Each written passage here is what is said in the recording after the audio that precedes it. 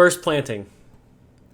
The management of the palatial Hosokawa residence in Edo, as well as the performance of the fief's duties to the shogun, was entrusted to a man still in his early 20s, Tadatoshi, the eldest son of the daimyo, Hosokawa Tadaoki. The father, a celebrated general, who also enjoyed the reputation as a poet and master of the tea ceremony, preferred to live at the large Kokura fief in Buzen province on the island of Kyushu. Though Nakaoka Sado and a number of other trusted retainers were assigned to assist the young man, this was not because he was in any way incompetent. He was not only accepted as a peer by the powerful vassals closest to the shogun, but had distinguished himself as an energetic and far-sighted administrator. In fact, he seemed more in tune with the peace and prosperity of the times than the other lords, who had been nurtured on constant warfare. At the moment, Sado was walking in the general direction of the riding ground. "Have you seen the young lord?" he asked of an apprentice samurai coming toward him. "I believe he's at the archery range."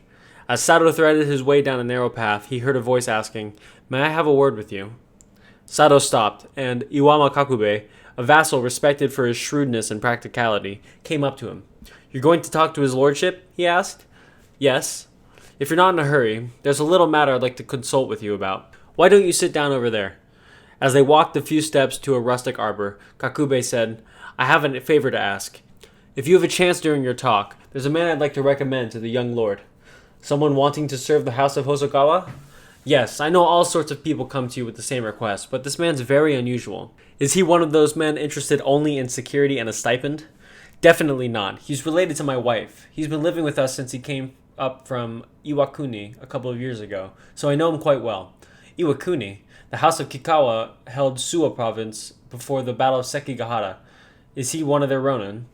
"No, he's the son of a rural samurai. His name's Sasaki Kojiro. He's still young, but he was trained in the Tomita style of Kinemaki Jisai, and he learned the techniques of drawing a sword with lightning swiftness from Lord Katayama Hisayasu of Hoki. He even created a style of his own, which he calls Ganryu." Kakube went on, listening in detail Kojiro's various exploits and accomplishments. Sado was not really listening. His mind had gone back to the last visit to the Tokuganji. Though he was sure, even from the little he'd seen and heard, that Musashi was the right sort of man for the house of Hosokawa, he had intended to meet him personally before recommending him to his master. In the meantime, a year and a half had slipped by without his finding an opportunity to visit Hotengahara. When Kakube finished, Sado said, "I'll do what I can for you," and continued on to the archery range. Tadatoshi was engaged in a contest with some vassals of his own age, none of whom was remotely a match for him. His shots, unerringly on target, were executed with flawless style. A number of retainers had chided him for taking archery so seriously, arguing that in an age of gun and lance, neither sword nor bow was any longer of much use in actual combat.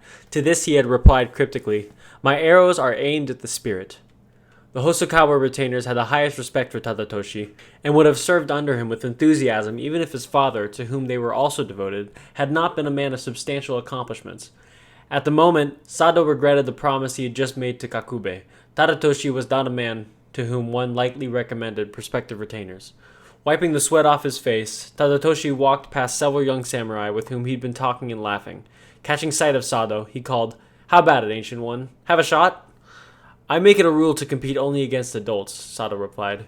"You still think of us as little boys with our hair tied up on our heads. Have you forgotten the Battle of Yamazaki, Nirayama Castle? I have been commended for my performance on the battlefield, you know. Besides, I go in for real archery, not—" "Ha ha, sorry I mentioned it. I didn't mean to get you started again." The others joined in the laughter. Slipping his arm out of his sleeve, Tadatoshi became serious and asked, "Did you come to discuss something?" After going over a number of routine matters, Sado said, "Kakube says he has a samurai to recommend to you." For a moment, there was a faraway look in Tadatoshi's eyes. "I suppose he's talking about Sasaki Kojiro. He's been mentioned several times." "Why don't you call him in and have a look at him? Is he really good? Shouldn't you see for yourself?" Tadatoshi put on his glove and accepted an arrow from an attendant. "I'll take a look at Kakube's man," he said. "I'd also like to see that ronin you mentioned. Miyamoto Musashi, was it?" "Oh, you remember?"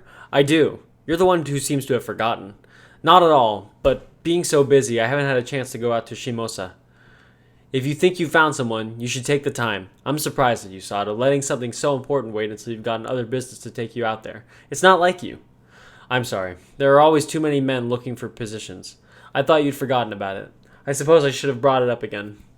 "Indeed you should have. I don't necessarily accept other people's recommendations, but I'm eager to see anyone old Sato considers suitable. Understand? Sato apologized again before taking his leave. He went directly to his own house and without further ado had a fresh horse saddled and set out for Hotengahara. Isn't this Hotengahara? Sato Genzo, Sato's attendant, said, That's what I thought, but this is no wilderness. There are rice fields all over. The place they were trying to develop must be near the mountains. They had already gone a good distance beyond the Tokuganji, and would soon be on the high road to Hitachi. It was late afternoon, and the white herons splashing about in the paddies made the water seem like powder. Along the riverbank and in the shadows of hillocks grew patches of hemp and waving stalks of barley. Look over there, sir, said Genzo. What is it? There's a group of farmers. So there is. They seem to be bowing to the ground, one by one, don't they?